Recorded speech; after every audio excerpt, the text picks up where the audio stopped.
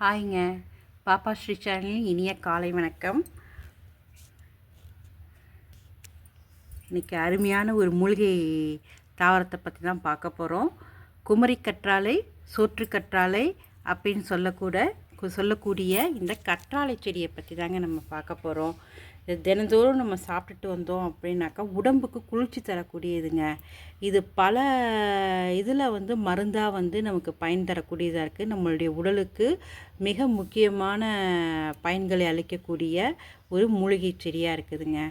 இதில் இதில் இருக்கக்கூடிய இந்த ஜெல்லை இதை ஓப்பன் பண்ணோம்னா எல்லாருக்குமே தெரியும். எல்லாருமே நிறையா பேர் நம்ம இயற்கையாகவும் பயன்படுத்துகிறோம். வெளியில் கடைகளில் ஜெல்லாக விற்கிறாங்க. அதையும் நம்ம பயன்படுத்துகிறோம். சருமத்துக்கு, அதாவது பியூட்டிஷியன்ஸ்லாம் இதனுடைய ஜெல்லை ஃபேஸ் வாஷ் இது பண்ணுறதுக்கெலாம் பயன்படுத்துகிறாங்க.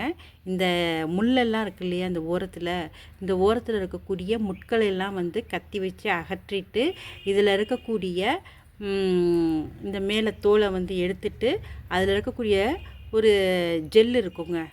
குழன்னு ஒரு வெண்டைக்காய் அரைஞ்சோம்னா கொழப்பாக இருக்குது இல்லையா, அது மாதிரி நன்னாரி ஜெல்லு மாதிரிக்கு ஜெல்லாக இருக்கும். அந்த ஜெல்லை எடுத்து நம்ம மஞ்சத்தூளோடு போட்டு கலந்து முகத்தில் கை கால்களில் தடவினோம் அப்படின்னாக்கா சரும நோய்கள்லாம் போயிடுதுங்க.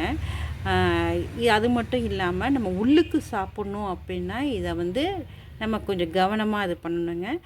7 முறை இந்த ஜெல்லை கற்றாழை ஜெல்லை அலசணுங்க. பைப்பு தண்ணியில் காமிச்சோம் அப்படின்னாக்கா அதாவது இந்த பகுதியை உடச்சி காமிக்கிறேன் பாருங்கள். இந்த ஜெல்லு இருக்குது இல்லையா, கொலன்னு இருக்குது பாருங்கள். இதை பிதுக்கணும் அப்படின்னா இப்படி ஜெல்லு வருது இல்லையா, இதை நம்ம 7 முறை இந்த மடலாக இருக்கிறது கடையிலெல்லாம் பெருசாக மடலாக இருக்கும். அதை விற்கிறாங்க. அதை நம்ம 7 முறை கழுவுனோம்னா இதுலேருந்து ஒரு மஞ்சள் கலரில் ஒரு திரவம் வருங்க. அதனுடைய பால் அப்படின்னு சொல்லுவாங்க. அந்த பாலோட நம்ம உள்ளுக்குள்ளார சாப்பிடக்கூடாது. அதனால் 7 முறை கழுவணும் அப்படின்னாக்கா அந்த பால் போயிடும். அதுக்கப்புறமா இந்த ஜெல்லை நம்ம ஸ்பூன் வச்சு வலித்து எடுத்தோம் அப்படின்னாக்கா, இல்லை நைஃபோ ஸ்பூனோ ஏதோ இது பொருள் வச்சு நம்ம வலித்து எடுத்தோம்னாக்கா இது ஜெல்லு கிடைக்கும். இதை பழைய தண்ணின்னு சொல்கிறாங்க இல்லையா, நீராகாரம், அதில் கரைச்சி நம்ம காலங்காட்டியும் குடித்தோம் அப்படின்னாக்கா உடம்பு ரொம்ப உஷ்ணமாக இருக்குதுன்னு சொல்லுவாங்க. கண் எரிச்சல் தாங்கலை அப்படின்னு சொல்லுவாங்க. அந்த மாதிரியான இருக்கிறவங்களுக்கு இந்த பழைய தண்ணியில், அதாவது நீராகாரத்தில் இந்த ஜெல்லை கைகளால் கரைச்சி அதை குடித்தோம் அப்படின்னாக்கா உடல் உஷ்ணம் குறையுங்க. அதே மாதிரி இந்த ஜெல்லுக்குள்ளார இதை கீறி விட்டு, இந்த மடலை கீறி அது உள்ளார வெந்தயத்தை ஊற வச்சுருவாங்கங்க.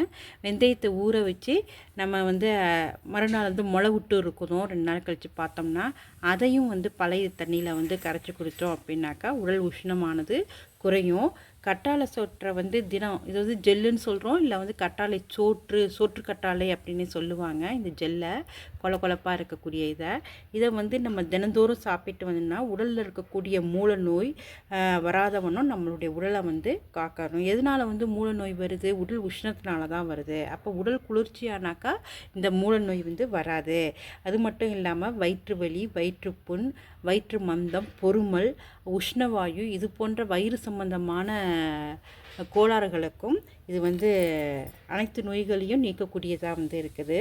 இந்த கற்றாழையை சாப்பிட்டு இருந்தால் தோள்கள் ஷைனிங்காக, சருமம் மினுமினுப்பாக இருக்கும்.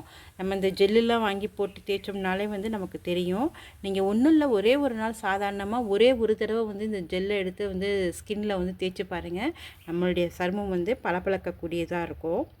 அது மட்டும் இல்லாமல் இந்த ஒரு டிப்ஸ் ஒன்று சொல்கிறேங்க. கற்றாழை சோற்றை 1/4 கிலோ மை போல் அரைச்சி எடுத்துக்கிட்டு 1/2 லிட்ரு விளக்கெண்ணெயில் ஊற வச்சு ஒரு நாள் கழித்து அதை அடுப்பில் வச்சு அந்த விளக்கெண்ணெயை காய்ச்சி எடுத்தோம் அப்படின்னாக்கா 2 வேளை அதை சாப்பிட்டு வந்தோம் அப்படின்னா, காலை மாலை 2 வேளை சாப்பிட்டு வந்தோம்னா எலும்புரிக்கு நோய் குணமாகும் அப்படின்னு சொல்ல கேள்விப்பட்டிருக்கிறேன்.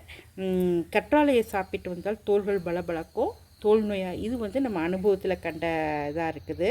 ஒரு கைப்பிடி அளவு கற்றாழை சோற்றை வந்து 5 கிராம் பனங்கள் கொண்டோடு சேர்த்து நம்ம சாப்பிட்டோம்னாக்கா பசும்பால் அருந்து வர சிறுநீர் எரிச்சல், சில பேருக்கு வந்து யூரின் போகும்போது எரிச்சல்லாம் இருக்கும், அந்த எரிச்சல்லாம் இல்லாமல் உடல் உஷ்ணத்தினால தான் அதுவுமே ஏற்படுது. அந்த உடல் எரிச்சல் இல்லாமல் நமக்கு வந்து இந்த கற்றாழை ஜெல் வந்து பயன்படுகிறதுங்க. அதே மாதிரிக்கு இதில் 100 கிராம் எடுத்துக்கிட்டு 1/4 லிட்டர் விளக்கெண்ணெயோடு கலந்து இரவு தூங்கும் போகும்போது விளக்கெண்ணெயில் காய்ச்சிட்டு அதை எடுத்து நம்ம இரவு தூங்கும்போது பாதத்தில் வந்து தடவணும் அப்படின்னாக்கா பாத எரிச்சல்லாம் வந்து போகுதுங்க, குளிர்ச்சியாகி போகுது. சிறுநீரக பிரச்சனைகளை சரி செய்யக்கூடியதாக இருக்குது. தேங்காய் எண்ணெய், அப்புறம் பார்த்தோம் அப்படின்னாக்கா வெந்தயம், இந்த கற்றாழை ஜெல் 3த்தையும் வந்து எடுத்து தேங்காய் எண்ணெயோட வெந்தயத்தையும் கற்றாழை ஜெல்லையும் ஊற வச்சு அரைச்சி மிக்சியில் அதை தேங்காய் எண்ணெயில் கலந்து நம்ம வந்து அதை காய்ச்சி அந்த எண்ணெயை வடிகட்டி நம்ம வந்து தலையில் தடவிக்கிட்டோம் அப்படின்னாக்கா உடல் குளிர்ச்சியாகனால முடி வந்து கொட்டுறது கிடையாது, முடி வளர்ச்சி வந்து அதிகப்படுத்தக்கூடியதாக இருக்குது. சிறிது நேரம் தேய்ச்சி வச்சுருந்து நம்ம வந்து குடிக்கலாங்க. நாளைக்கு இன்னொரு மூலிகை தாவரத்தோடு உங்களை பார்க்குறேன். உங்களுக்கும் பிடிக்கும் நினைக்கிறேன். லைக் பண்ணுங்கள், ஷேர் பண்ணுங்கள், சப்ஸ்கிரைப் பண்ணுங்கள். Happy gardening.